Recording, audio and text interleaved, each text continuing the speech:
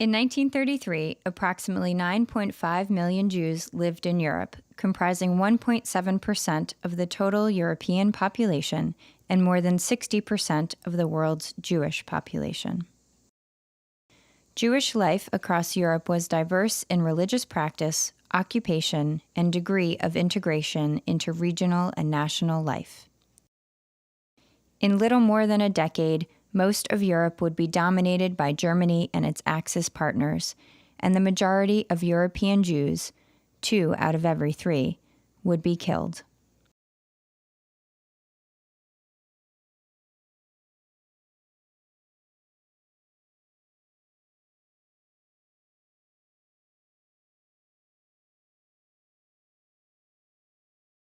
This pristine Kodachrome film was shot by Dr. Benjamin Gasul, who was born in Latvia and immigrated to the United States at the age of 16. As a leading pediatrician in Chicago, Dr. Gasul was invited to give a lecture in the Soviet Union in 1939, so he and his wife Layla took an opportunity to tour Europe. They brought along their 16mm movie camera and shot this footage showing the Jewish quarter of Warsaw in summer 1939, just a few weeks before the invasion of Poland by Germany, which started World War II.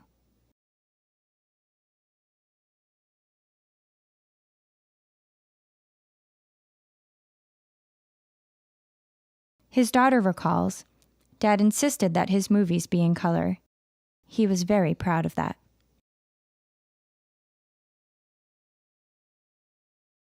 This is one of several films in the United States Holocaust Memorial Museum's film archive that was shot by Jews who had immigrated to the United States but then returned to Europe and recorded scenes of daily life. Dr. Gasul's daughter said, "Dad wanted to visit the historic Jewish quarter of Warsaw to see how Jews were living. Part of filming this community would be to reconnect with the roots he had in Riga."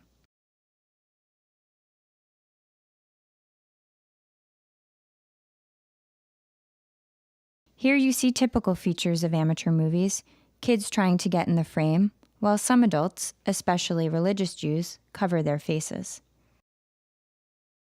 In Poland, in 1939, the camera would have been a novelty to many of those being filmed.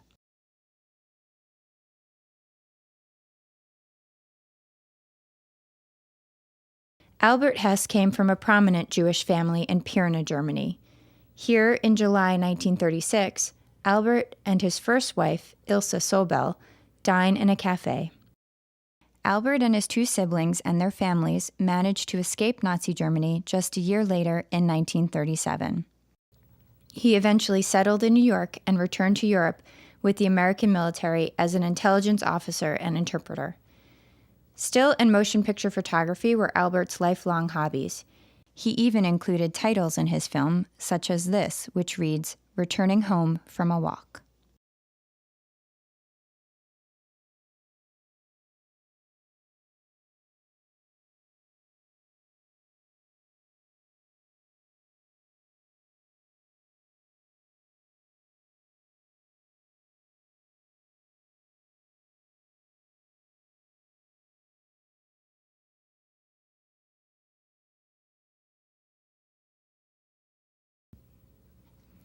The Schermeister family lived in Copenhagen, but spent their summers in Snekkersten, Denmark.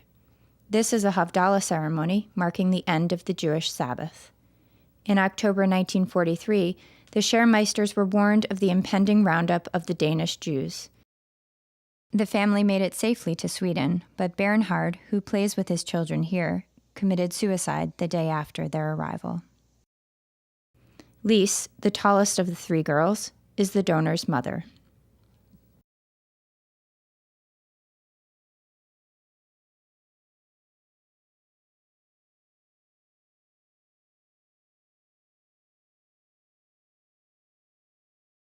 Bobby Tenenbaum and his cousin Edith walk hand in hand with their older cousin Paul. The children play with each other and with relatives in Drosche Park in Vienna in May 1938. Note the swastika on a poster affixed to a lamppost behind this shot of Edith. indicating this was filmed after the Anschluss, when the Nazis occupied Austria.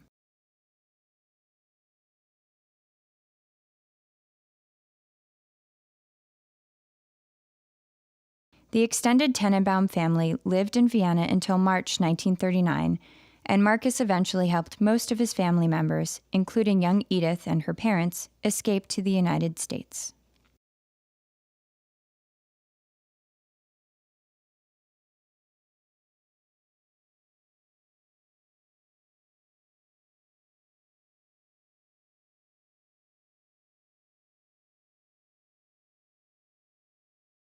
In this 8mm film from 1939 or 1940, Peter and Nina Lederer and their younger cousin pick flowers in a field in Czechoslovakia. Their father, Robert, later died in a labor camp in Oranienburg. Rose and the children were sent to Theresienstadt. While there, Nina painted a watercolor that would later appear in the book, I Never Saw Another Butterfly.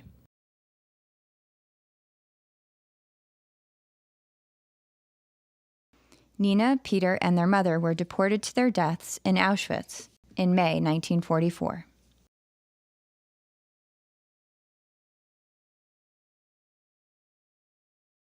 Blanca Heller, Rose's younger sister, survived the Holocaust and retrieved these home movies from an acquaintance who had safeguarded the family's possessions.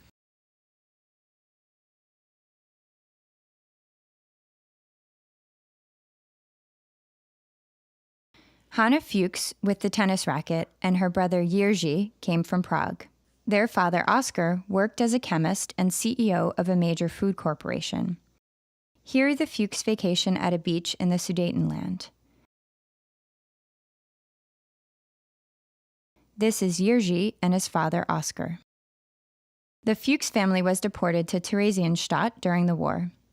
Oskar was appointed head of the economic police in the ghetto, and he oversaw the distribution of food.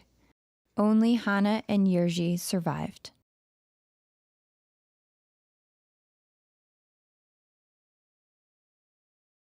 The de Groot family went into hiding in the Netherlands, and only Louis, the donor of this footage, survived. Here the family ice skates on a pond in Sonsbeck Park in Arnhem.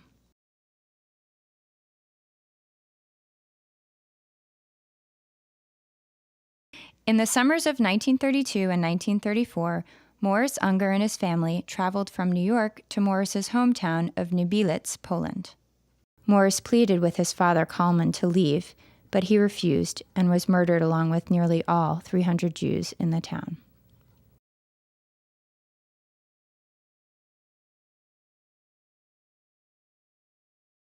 Most of the Lieberman family immigrated to Palestine from Poland between 1935 and 1939 and survived the war. This clip shows Alyssa Sperber with a rake and other relatives working in a field in Poland. The Lieberman family collection of home movies consists of more than 50 9.5mm films, an amateur format that was very popular in Europe.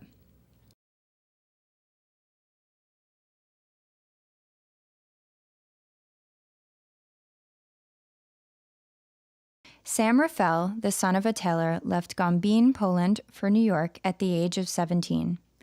He went back to Gombin first in 1930, then with his wife in 1937, when he shot this film. On both occasions, he took with him money that he had raised to help relieve the poverty of the Gombin Jewish community.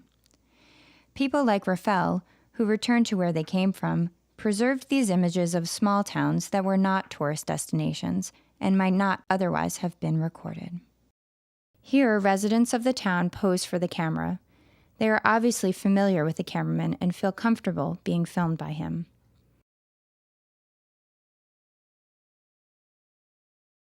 People gather in front of the synagogue, which was built in 1710 and would be destroyed by the Germans on Yom Kippur in 1939. Men stand beside tombstones in the local cemetery.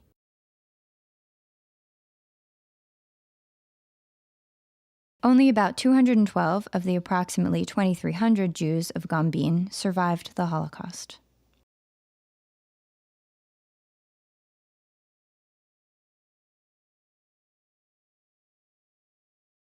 Lola Katz, her son Grisha, and other family members stroll along the streets of Kovno, Lithuania in 1929.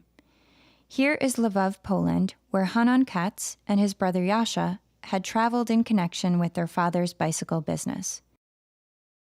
Beautiful street and market scenes show Lvov's thriving Jewish community, which was the third largest Jewish community in Poland at the time. The Katz family, an economist, a dentist, and their children, lived in the Kovno ghetto during the war. Lola and her 2 children survived the Holocaust, but her husband Itzhak was killed in a pogrom in June 1941. Hanan also survived the war and safely stored this 16mm film along with other belongings in his apartment in Paris. The movie was recovered by Dita Katz and donated to the United States Holocaust Memorial Museum in 1995.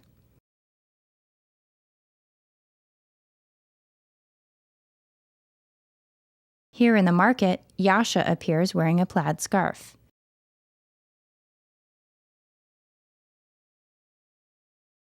You also see the quick pans and shaky camera movement typical in amateur filmmaking.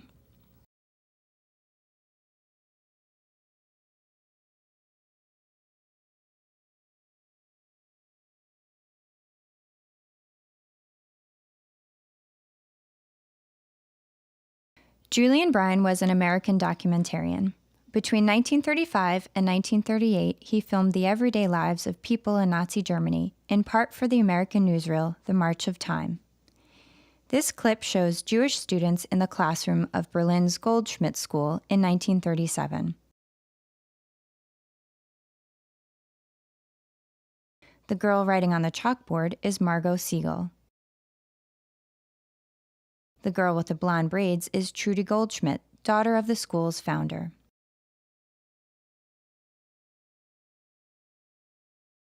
When Brine screened this footage publicly to an American audience in 1938, he said, "Do you realize today that not a single teacher in an ordinary school can be a Jew? This is a special Jewish school, the last refuge left for them. To my mind, in another 5 years, there will be very few of these 500,000 Jews left alive." This 35mm film is nitrate, which gives it such beautiful tones, but has the disadvantage of being highly flammable and even explosive, so it's not produced anymore. You can see the evidence of nitrate decomposition at the sides of the image as this clip ends.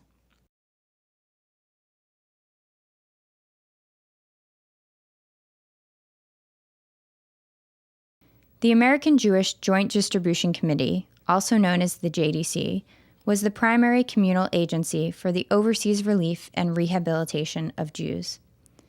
The JDC provided funding through the Joint Agricultural Corporation, or AgroJoint, to settle Soviet Jews on the land, primarily in the Ukraine and Crimea.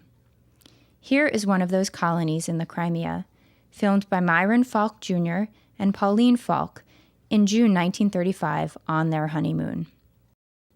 The Falks were joined by Evelyn Morrissey, assistant treasurer of the AgroJoint, who later wrote a book about the trip.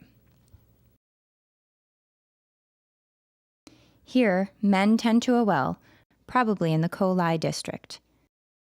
The well was used to water vineyards which appear elsewhere in the film.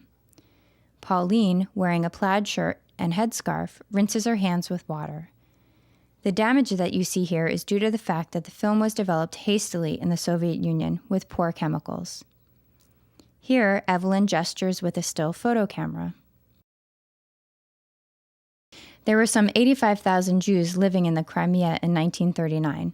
Almost all of them were murdered by the German Einsatzgruppe D unit in July 1941. This is Yefim Lubarsky, the vice president of the AgroJoint.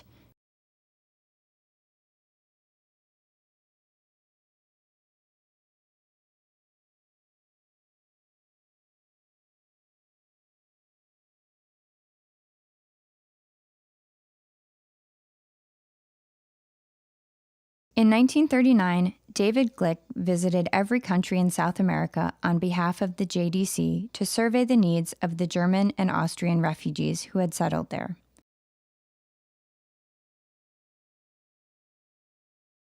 The films in this collection are the only known photographic documentation of Glick's journeys.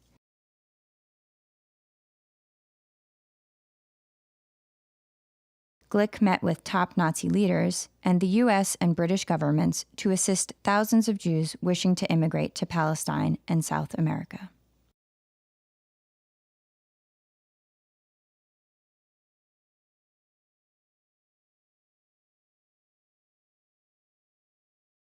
The next few items fall into a sort of subgenre of footage, privately shot by émigrés who visited their hometowns from the United States. David and Lisa Kurtz traveled to Europe in 1938 and filmed their vacation, including the Jewish quarter of David's hometown of Naszelsk, Poland. People exit the local synagogue and friends mingle.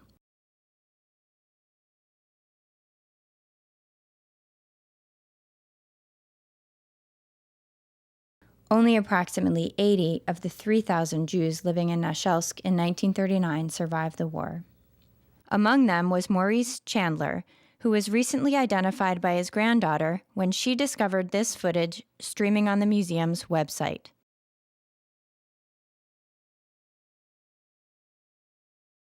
The cameraman's grandson, Glenn, is now writing a book about the home movie and says, "Donating the film feels like a way to honor my grandparents as Jewish Americans."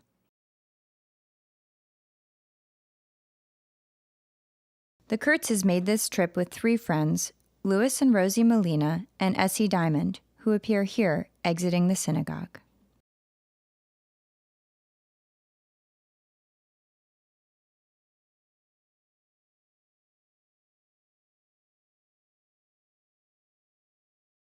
Robert Woolman returned to his hometown of Warsaw for a visit in 1932 and filmed these scenes showing Jews and non-Jewish Poles interacting in the bustling city streets.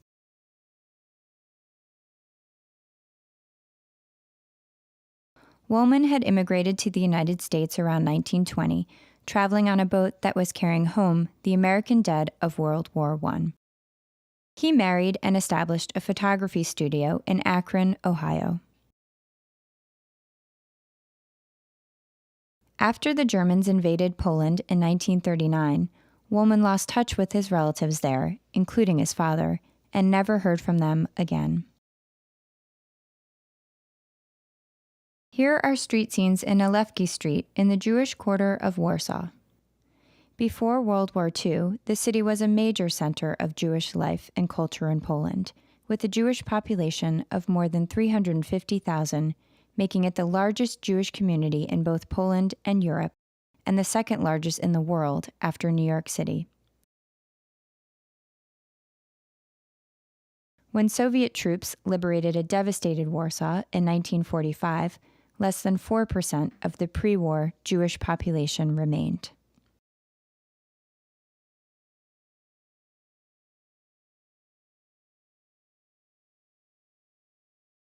In 1937, Jacob Hertz and his family toured Europe. He saved his prize color film for a family reunion in Wola, Poland. Here in the red dress is Belle, her sister Judith, and their Polish cousins Geidel and Esther with sunglasses.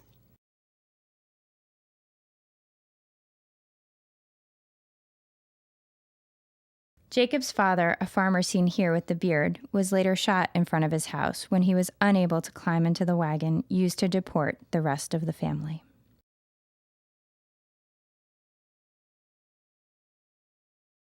Here's another homemade title signifying the documentary goals of film hobbyists. Louis Sommer and Morris Klein traveled from Omaha, Nebraska, to visit their hometown of Humana, Slovakia in 1932 and 1933. Peasants sell their wares in Humana's marketplace on the main street. The Klein family shop was situated across from the market. Here, local policemen pose for the camera with one of the Americans in a dark suit and hat.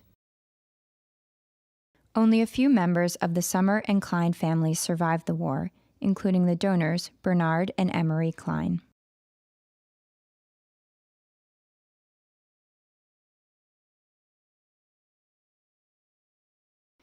Dr. Gasul, whose color footage started this compilation, returns to the United States aboard the Normandy.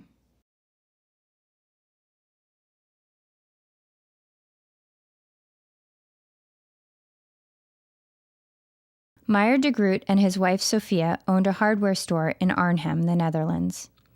Here, the de Groot children, Louis and Rachel, play in an alley beside their home in spring 1941. The man carrying Louis on his shoulders was a non-Jew with whom the children spent their first night in hiding in November 1942. Rachel later joined her parents in hiding in Amsterdam, but the family was denounced, deported to Westerbork, and then Auschwitz, where they perished. Louis survived by hiding in several dozen places and retrieved these 8mm family films from a photo studio safe that had been bombed during the war.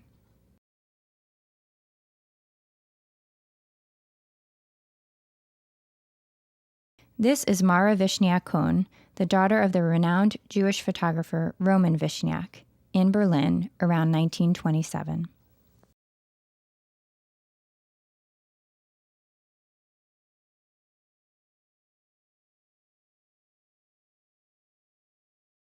Dr. Max Schur was a psychoanalyst and Sigmund Freud's personal physician. His wife Helen was also a doctor. They married in Vienna in 1930 and had 2 children, Peter and Eva, who you see playing here on the porch of their home with their parents seated behind them. The Schur family lived in Vienna until 1938 when they escaped. They went first to New York and then to London so that Dr. Schur could care for Freud. After Freud's death in October 1939, the family moved back to New York. Here you see Peter on his first day of school. Today, Peter and Eva are doctors. As you can see, the image quality of this film is compromised because the original 9.5mm film was lost and only a VHS exists.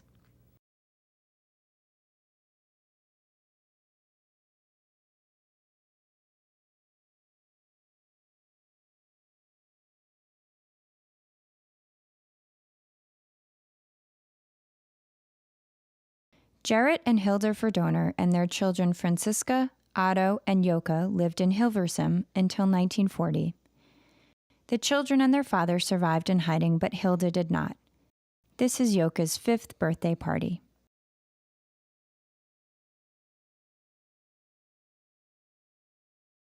This is another clip from the Hess collection. It shows an unknown boy mimicking the cameraman's actions, holding up a slate and turning the crank on the camera.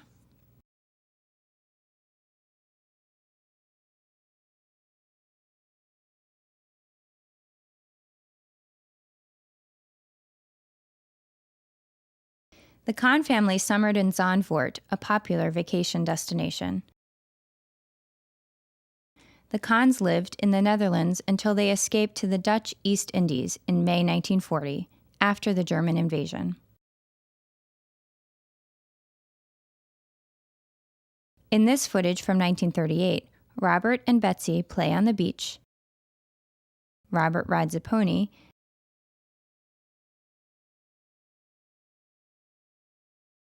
and family members wave for the camera while exiting their home. As it happens, Robert Kahn married Franziska Verdoner, whose film appeared earlier. Both the Kahns and the Verdoners have donated large collections of photographs, along with their home movies, to the United States Holocaust Memorial Museum.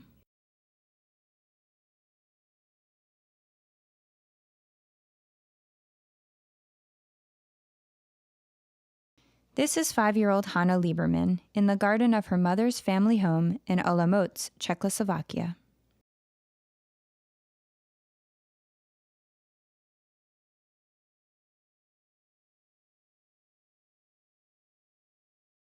Julian Bryan filmed the Polish cities of Krakow and Warsaw in 1936, creating a record of pre-war Jewish economic and cultural life. Here are vendors in a marketplace, and in the background, the Isaac Synagogue, which still stands today and houses a practicing Orthodox congregation. Much of this footage shows the traditionally Jewish district of Krakow, known as Kazimierz, established in the late 15th century.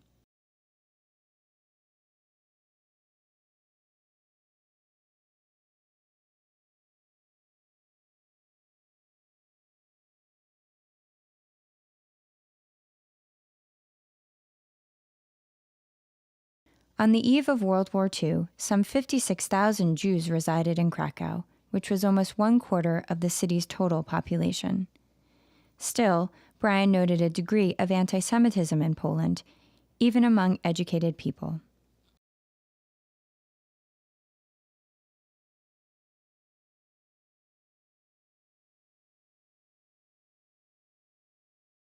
Here in the streets of Warsaw is a funeral procession for Maria Steinberger.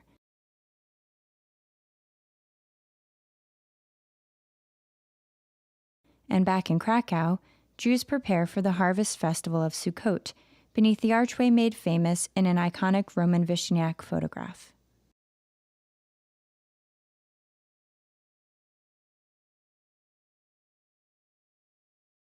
Here, young yeshiva students laugh and pose for Brian's camera. Many of the Jews of Krakow were concentrated into a ghetto established by the Germans in March 1941. About 4,000 Jews survived in Krakow.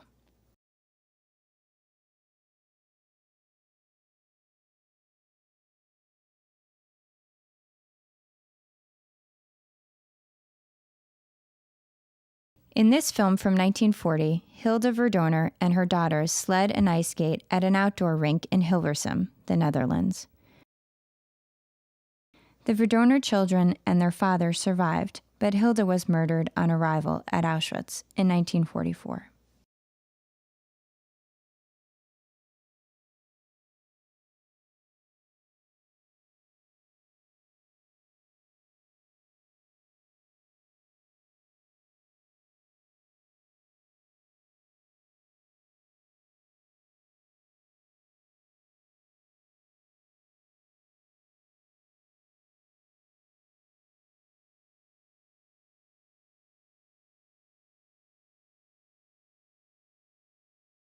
Lastly, here are Marcus, Bobby, and Erna Tenenbaum aboard the Queen Mary ship in March 1939, leaving Europe and surely wondering what awaited them in a new country far from home.